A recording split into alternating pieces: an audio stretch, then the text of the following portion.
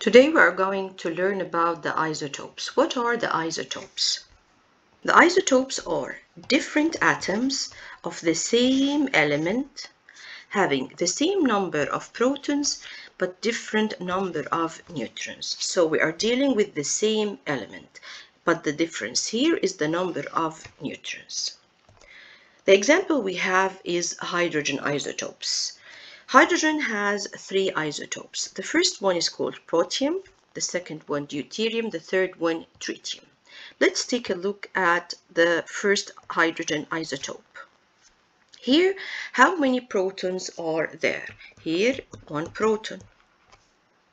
How many electrons? One electron. How many neutrons? 1 minus 1, so no neutrons. What about deuterium? The number of protons? The same. The number of electrons? The same. What about the number of neutrons here? It's different. 2 minus 1 is equal to 1. How many protons here? 1 proton, 1 electron. What about the neutrons? 3 minus 1 equals to 2. So here, regarding the isotopes, the same number of protons, the same number of electrons, but the difference here in what the number of neutrons. So we have a question here. What about the chemical and the physical properties of the isotopes? Are they the same or different? The same or different? Chemically, the isotopes are the same. Why do you think they have the same chemical properties? We said that they have the same number of electrons. In other words, the same electronic configuration. So all the chemical properties of the isotopes are the same.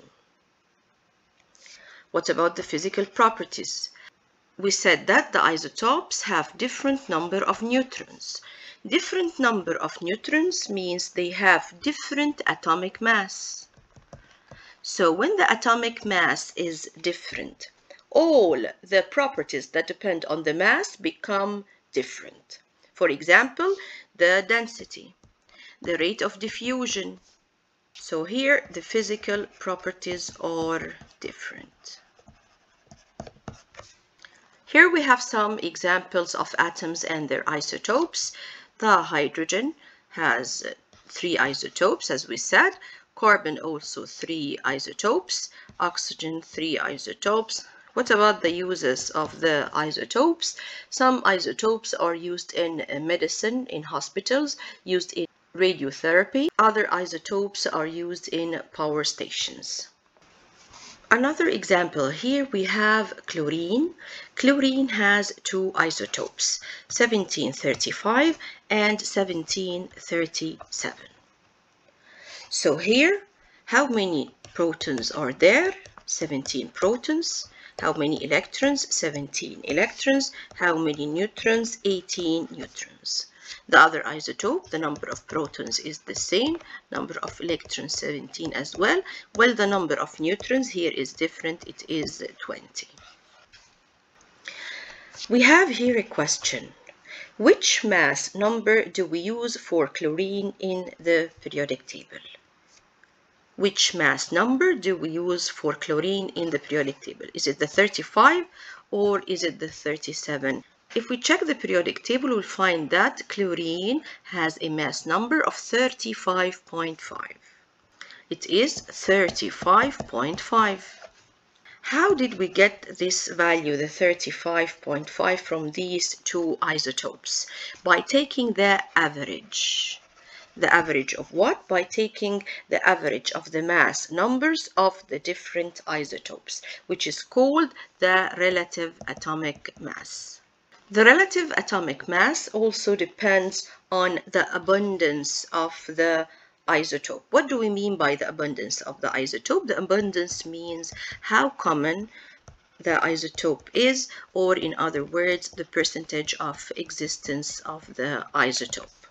So here, if we want to calculate the relative atomic mass of chlorine, what should we do? We can use this formula. The mass number of isotope number 1 multiplied by the percentage of abundance of isotope 1. added to the mass number of isotope 2 multiplied by the percentage of abundance of isotope 2 divided by the total abundance. So here let's calculate together the relative atomic mass of the chlorine.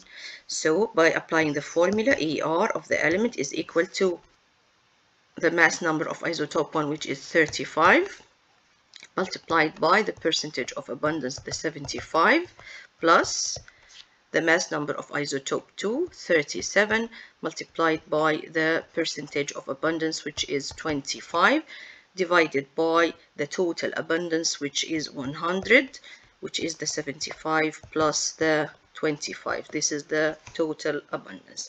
So the answer is the 35.5.